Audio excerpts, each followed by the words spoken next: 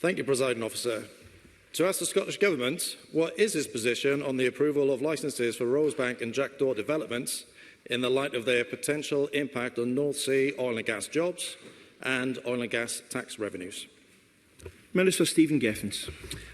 Thank you, Presiding Officer. Thank the member for his question. Thank Mr Smith. As the member knows, decisions on the consenting of individual offshore oil and gas fields are matters currently reserved to the UK Government. However, while I'm on my feet, it's the first time spoken since the by-elections last week, and I congratulate Douglas Lumsden on his success and also my own successor, Lara Bird, on her success and, frankly, getting a much larger majority than I had. Thank you.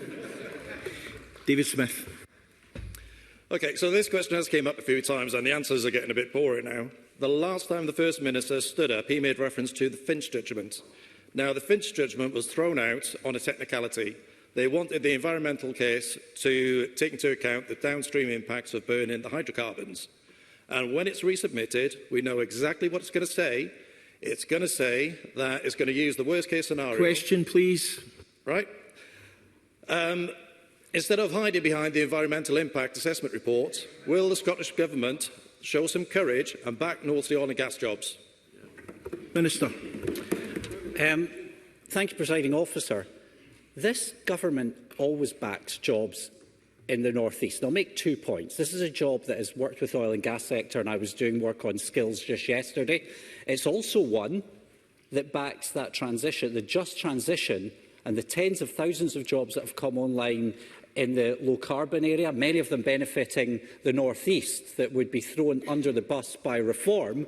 And on the question of the law, I will not preempt the law. I respect the rule of law, and I will have to respect the decisions that we'll make. That is a basic for a minister, and I'm not sure any MSP would expect me to say otherwise.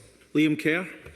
In contrast to that answer we've just heard, actually, according to the RGU report just released today, policies pursued by this SNP government towards oil and gas could lead to a skilled workforce loss, an erosion of supply chain capacity and a weakening of the wider economy. Removing the presumption against oil and gas, supporting Jackdaw and Rosebank and having an energy strategy would help change that. So will the Cabinet Secretary change course and adopt these measures, or will he throw 18,000 offshore energy jobs under a bus?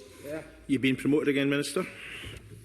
Well, I'd like to thank my fellow North East MSP for that. He knows that this is a government that is investing in jobs and skills. And also, I was at a visit yesterday at the Manufacturing Institute where we saw firsthand the way in which the skill set is complementing the skill set. I notice that I'm being barracked by Mr Kerr again, but he's much further away from me now than he ever used to be, now that they're in 5th place.